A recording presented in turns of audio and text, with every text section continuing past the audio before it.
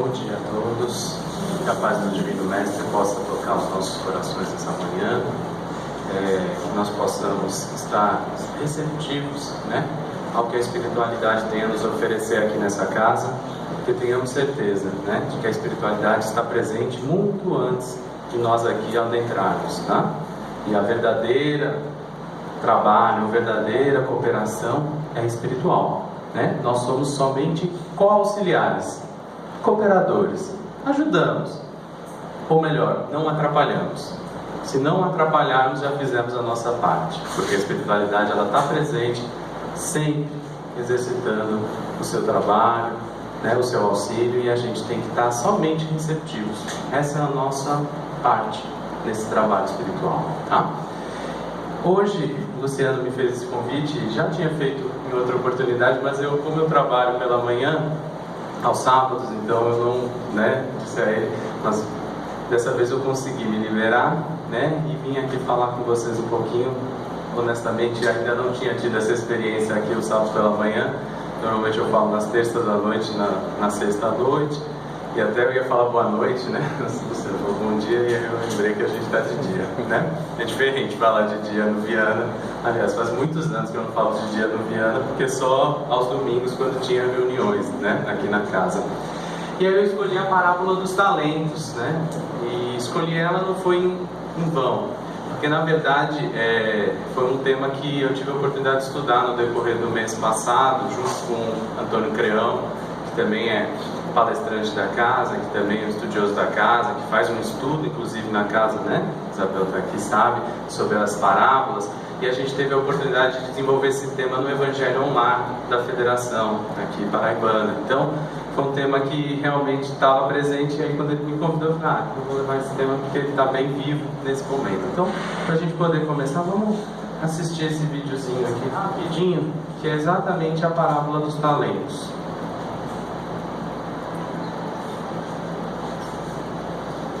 Porque isso machucou um homem que partindo para fora da Vai que aumenta. chamou os seus servos e entregou-lhe os seus bens. E a um deu 5 talentos, e a outro 2, e a outro a cada um segundo a sua capacidade. E ausentou-se logo para longe. E tendo ele partido, o que recebera 5 talentos, negociou com eles, e granjeou outros 5 talentos. Da mesma sorte, o que recebera 2, granjeou também outros 2. Mas o que recebera 1, cavou na terra e escondeu o dinheiro do seu senhor. E muito tempo depois, veio o senhor daqueles servos e fez contas com eles.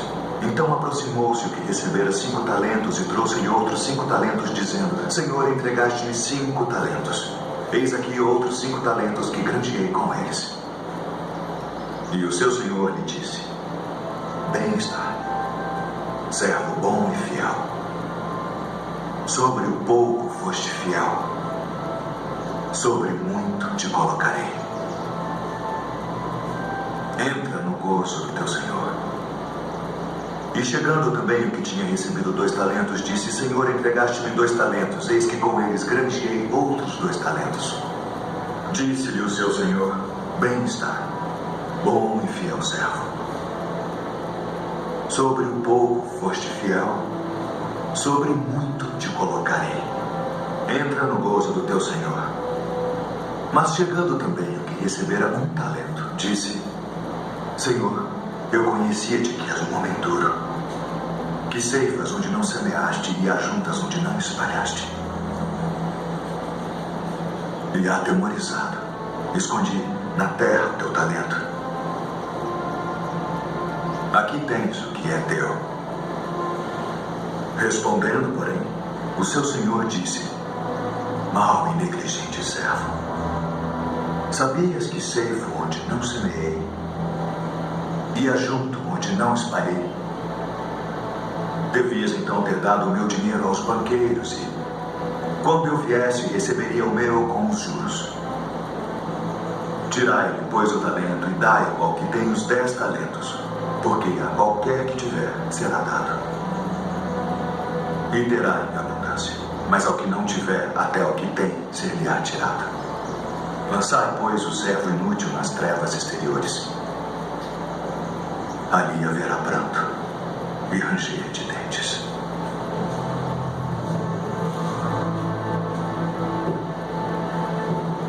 Então está aí, né, a parábola dos talentos, que eu acredito que a maioria já a conhece, né, que ela está no Evangelho segundo o Espiritismo, no capítulo 16, Servir a Deus e a Mamon.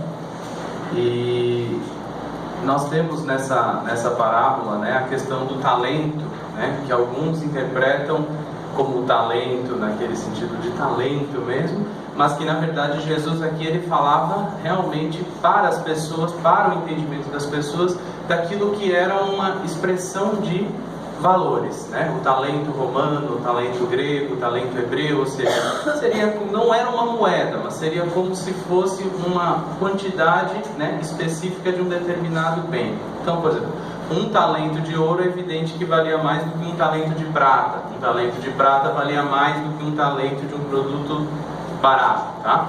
Então, Jesus aí, ele fala realmente para aquelas pessoas, né? E o que eu acho mais incrível, né? É evidente que isso é só um vídeo, mas que retrata um pouquinho como era a prosa, vamos dizer, a conversa de Jesus, né? Sem tudo isso, né? Sem ter que preparar um PowerPoint, sem ter que usar um projetor, sem ter que usar áudio, câmera. Não, ele falava simples, manso, juntava aquelas pessoas e começava a falar, e aquelas pessoas se ligavam na sua conversa, porque ele falava o quê? A linguagem delas. Ele falava a palavra que eles entendiam, né? E por isso ele usava sempre situações do cotidiano, situações da vida, né? Situações em que aquelas pessoas pudessem lhe ouvir e se colocar naquelas situações, né? Então é muito importante, quando a gente ouve as passagens de Jesus, a gente buscar exatamente nos colocar dentro dela. Onde nós estamos dentro dessa parábola, por exemplo? Como nós podemos nos identificar? Quantos talentos nós recebemos? Foram muitos ou foram poucos? E o que estamos fazendo com esses talentos? Então, quando a gente pensa, né, aqui a gente tem 3 pontos interessantes a interpretar nessa passagem. Primeiro, a da distribuição dos talentos.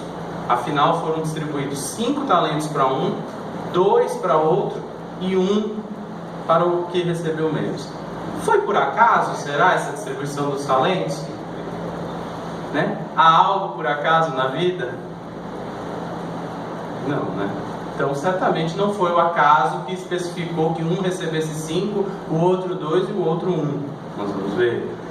A utilização dos talentos pelos servidores, eles usaram da mesma forma? Não.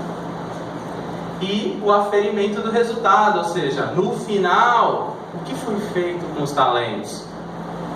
O que nós fizemos com aquilo que nós recebemos da vida? Qual foi o resultado que nós demos? Então, quando fala da distribuição dos talentos, pegando aqui em Mateus, ele diz assim, porque isto é também como um homem. Quem é esse homem, né, que partindo para fora da terra chamou os seus servos? Aqui Jesus fala de Deus, né? Realmente é uma alegoria para representar o Senhor, ou seja, o Senhor é Deus, né? Então esse homem parte e aí ele chama os seus servos, entrega a um 5, ao outro 2 e ao outro 1, né? E aí a gente pensa, o que esses talentos simbolizam? Os infinitos recursos divinos. Que recursos divinos? Tudo o que o Senhor nos oferece para o nosso crescimento, para o nosso engrandecimento, para que nós possamos, né, aproveitando os talentos que nós conquistamos e não simplesmente herdamos, né, porque isso tudo é fruto do nosso próprio crescimento espiritual, que foi construído a duras penas ao longo das muitas encarnações as quais nós estamos vivendo, e que nesse momento nós temos ao nosso dispor todos esses talentos. Para quê? Para o nosso engrandecimento? Não, para que a gente possa oferecer ao nosso próximo, né? Para que a gente possa colocar à disposição de todos os que estão ao nosso redor, de todos os que convivem conosco. Ou seja, nós temos a opção de multiplicar esses talentos a partir do momento em que a gente passa a ofertá-los. a partir do momento em que a gente passa a oferecê-los, a partir do momento que a gente passa a utilizá-los com constância na nossa vida, e não simplesmente no momento em que a gente os enterra, no momento em que a gente os esconde, no momento em que a gente fica com medo de apresentá-los aos demais, né? Então, essa questão da distribuição dos talentos, é evidente que a alegoria que Jesus faz é que a cada um foi dado de acordo com a sua capacidade. Quem tinha uma capacidade maior recebeu mais. Evidente, Deus é justo, Deus é bom. Ele jamais nos daria uma série de possibilidades se Ele enxergasse em nós simplesmente a incapacidade de lidar com elas. Muitas vezes a gente diz: mas por que tamanho fardo sobre os meus ombros? Por que eu tenho que carregar um peso tão grande? Porque certamente eu estou preparado, porque certamente eu estou pronto, porque certamente eu me capacitei ao longo das minhas vidas para chegar nesse momento e ter condições de carregar fardo tão grande. Enquanto o outro, aquele que a gente diz: mas por que ele tem um fardo tão pequeno? Por que a vida dele é tão fácil? Ele não está preparado. Ou seja, na nossa ótica mundana, a gente julga que nós, por estarmos carregando um fardo maior, somos os coitadinhos, mas quando na verdade nós somos sim, naquele momento, as pessoas que estão tendo a possibilidade de lidar com maiores obstáculos, com maiores dificuldades. Ou seja, que se aproveitarmos bem essa oportunidade, o que vai acontecer? Nós vamos vencer, nós vamos multiplicar os nossos talentos. Mas só que nós ficamos pensando no hoje, no agora, no momentâneo, e aí a gente muitas vezes se enfraquece, se encoleriza, se enraivece, e aí a gente acaba sofrendo muito mais do que deveria, né? Então, continuando aqui, Deus não dá qualidades, mas oferece os meios para o seu desenvolvimento. Isso é evidente, né, gente? Até porque as qualidades são conquistas do Espírito, né? Deus não nos oferece para nós sermos bons, mas Deus nos dá o quê? A oportunidade de exercitarmos o bem. Se nós aproveitarmos, o que vai acontecer? A bondade vai nascer em nós. Ou seja, esse talento que já estava lá, adormecido, talvez até um pouquinho escondido, ele floresce, ele aparece. E assim a gente passa a viver o bem, porque soubemos aproveitar a oportunidade que nos foi colocada. Agora, tem pessoas que quando se deparam com a oportunidade fazem o quê? Desviam dela, se afastam, se escondem, dizem que não estão preparados. Não, imagina, Luciano, eu não posso vir falar porque eu não sou uma pessoa boa. Realmente, Eduardo não é uma pessoa boa ainda, está trabalhando para ser, mas nem por isso eu não posso vir e falar daquilo que já sei, daquilo que tento viver, que não necessariamente vivo plenamente, até porque se vivesse, todos identificariam facilmente isso em mim, mas daquilo que tento, daquilo que me faz ser um verdadeiro espírita, que é reconhecido pelo esforço que faz e não necessariamente pelo sucesso que tem nas obras espirituais. Eu tenho o esforço, mas ainda muitas vezes eu falho, como todos, porque somos totalmente, abertos e possivelmente falharemos muitas vezes na vida, porque esse é o nosso grau ainda de evolução. E aí ele coloca aqui uma passagem de Chico Xavier, pelo Espírito Humano, que diz assim: se te afeiçoas assim aos ideais de aprimoramento e progresso, não te afastes do trabalho que renova, do estudo que aperfeiçoa, do perdão que ilumina, do sacrifício que enobrece e da bondade que santifica. Lembra-te de que o Senhor nos concede tudo aquilo de que necessitamos para comungar-lhe a glória divina. Entretanto, não te esqueças de que as dádivas do Criador se fixam nos seres da criação conforme a capacidade de cada um. Não ouvides que os talentos de Deus são iguais para todos, competindo a nós a solução do problema alusivo, a capacidade de recebê-los. Olha que coisa linda. O talento de Deus é igual para todos. Deus não diferencia. Imagina, se nós somos pais extremamente imperfeitos, mas nós sabemos a regra. Não sabemos? Nós não podemos diferenciar os nossos filhos. Nós temos que tratar a todos Eu tenho 3, eu tenho que tratar os meus 3 filhos com o mesmo amor, as mesmas oportunidades. Mas é evidente que eu também sei que eles são diferentes. Então o que eu ofereço a um talvez não seja o ideal para eu oferecer ao outro. E aí eu, pai imperfeito que sou, já faço essa distinção sem diferenciar o amor que tenho por eles. Imaginem Deus, pai perfeito que é. A todos é dada a mesma oportunidade.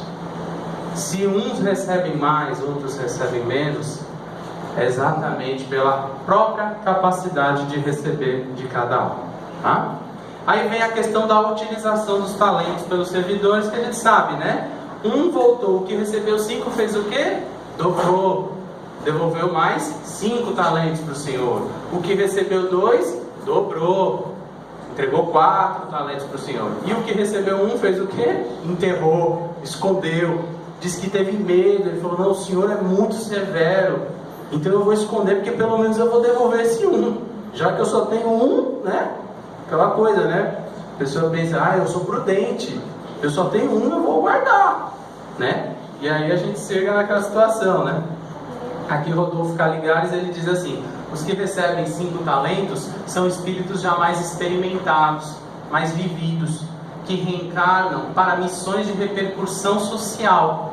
Ou seja, são pessoas que já estão numa condição realmente de receber mais, porque podem oferecer mais. E nós as percebemos facilmente. Um Chico Xavier, uma Madre Teresa de Calcutá, um Gandhi e tantos outros avatares, tantos outros beneméritos que a gente enxerga, né, na humanidade, que vêm dotados de muitos talentos e voltam multiplicando esses talentos pelo bem que fazem, pela oferta constante do serviço ao próximo, né?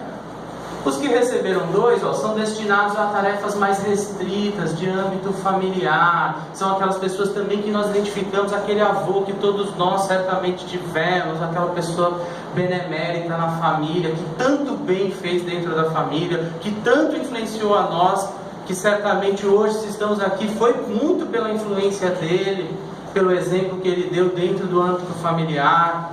Quantos de nós não temos uma pessoa assim, né? E aí os que receberam 1 não têm outra responsabilidade senão a de promoverem o progresso espiritual de si mesmos. De si mesmos. Mediante a aquisição das virtudes que lhes faltam. Eduardo, eu tenho tão pouco. Sim, eu também. Por isso que nós temos que lutar para conquistar. Nós temos pouco, né? E aí ele pergunta para nós, em qual categoria nós nos identificamos? Claro que isso, gente, é para cada um refletir, não é para apontar. E de preferência não apontar a categoria do outro, tá? Olha a pergunta, não é a categoria que o outro está, é a categoria que eu estou. Em qual categoria eu me identifico? No que recebeu 5, no que recebeu 2, ou no que tem apenas 1 e que tem que lutar para conquistar mais? Isso é bem individual, tá? E aí vem o aferimento do resultado. O que é o aferimento dos resultados, né? Refere-se a um período, ou seja, como a gente viu, foi o tempo que o Senhor ficou ausente, e aí ele chama os servos para prestar contas.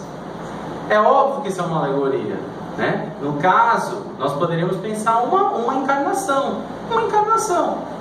Nós reencarnamos com os nossos talentos, com aquelas oportunidades que o Senhor nos ofereceu, e vai chegar um dia que nós, isso é inevitável, nós voltaremos, não é assim?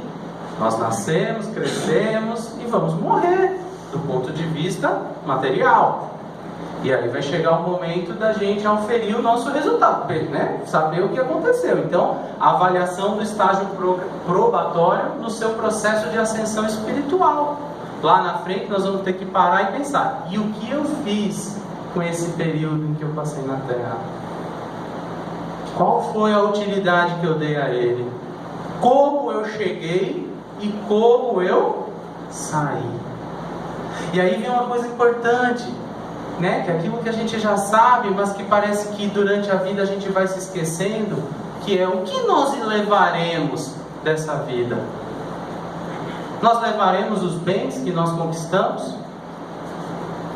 Não, eu desconheço alguém que tenha levado Por exemplo, um carro no mundo espiritual, né?